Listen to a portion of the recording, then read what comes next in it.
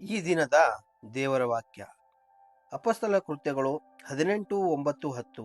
ನೀನು ಹೆದರಬೇಡ, ಸುಮ್ಮನಿರದೆ ಮಾತನಾಡುತ್ತಲೇ ಇರು, ನಾನೇ ನಿನ್ನೊಂದಿಗಿದ್ದೇನೆ, ಯಾರು ನಿನ್ನ ಮೇಲೆ ಬಿದ್ದು ಕೇಡು ಮಾಡುವುದಿಲ್ಲ.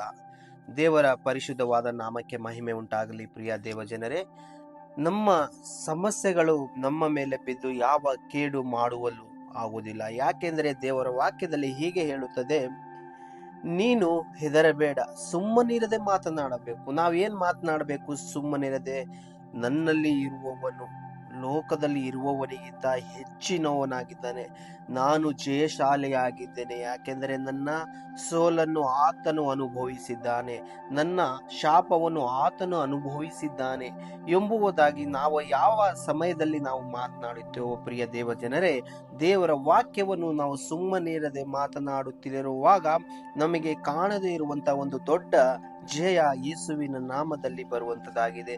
ಯಾಕೆಂದರೆ ತಾಯಿ ಹೊಟ್ಟೆಯಲ್ಲಿ ಹೇಗೋ ಮಗು ಬೆಳೆಯುವುದು ಗೊತ್ತಾಗುವುದಲ್ಲೋ ಇಲ್ಲವೋ, ಹಾಗೆ ನಮ್ಮ ಭವಿಷ್ಯದಲ್ಲಿ ನಮ್ಮ ಜೀವಿತದಲ್ಲಿ ದೇವರ ಕಾರ್ಯ ಆಗುವುದು ನಮಗೆ ತಿಳಿಯದೇ ಇರುವಂತದ್ದಾಗಿರುತ್ತೆ.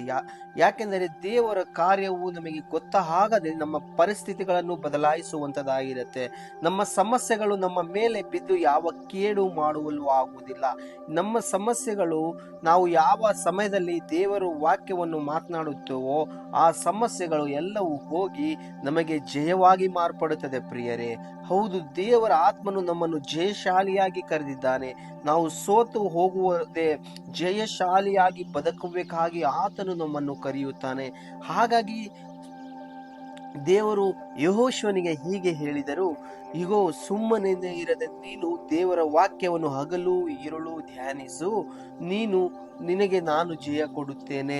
ನನ್ನ ಭವಿಷ್ಯತ್ತಾಗಲಿ ನಿಮ್ಮ ಭವಿಷ್ಯತ್ತಲ್ಲಾಗಲಿ ಜಯ ಬೇಕೆಂದರೆ ಯೇಸುವಿನ ವಾಕ್ಯವನ್ನು ಹಗಲು ರಾತ್ರಿ ಧ್ಯಾನಿಸುವಾಗ ದೇವರ ಆತ್ಮನು ನಮಗೆ ಜಯಶಾಲಿಯಾಗಿ ಮಾಡಲು ಶಕ್ತನಾಗಿದ್ದಾನೆ. ಪ್ರಿಯರೇ, ಹೌದು, ದೇವರ ವಾಕ್ಯದಲ್ಲಿ ಹೇಳುವ ಹಾಗೆ ನೀನಂತೂ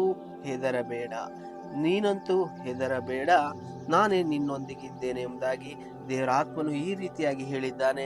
ನಮ್ಮ ಪರಿಸ್ಥಿತಿಗಳು, ನಮ್ಮ ಸಮಸ್ಯೆಗಳು, ನಮ್ಮ ಆರೋಗ್ಯದಲ್ಲಿ ಸಮಸ್ಯೆ ಆಗಿರಬಹುದು, ನಮ್ಮ ಕೆಲಸದಲ್ಲಿ ಸಮಸ್ಯೆ ಆಗಿರಬಹುದು, ನಮ್ಮ ಯಾವುದೇ ಪರಿಸ್ಥಿತಿಯಲ್ಲಿ ನಾವಿರಬಹುದು, ನಮ್ಮ ಎಜುಕೇಶನ್ ಸಮಸ್ಯೆ ಆಗಿರಬಹುದು, ಯಾವುದೇ ಇರಬಹುದು, ನಾವು ಯಾವುದಕ್ಕಾಗಿಯೂ ಚಿಂತಿಸದೆ ದೇವರ ವಾಕ್ಯಕ್ಕೆ ತಕ್ಕ ಹಾಗೆ ನಾವು ಮಾತನಾಡೋಣ.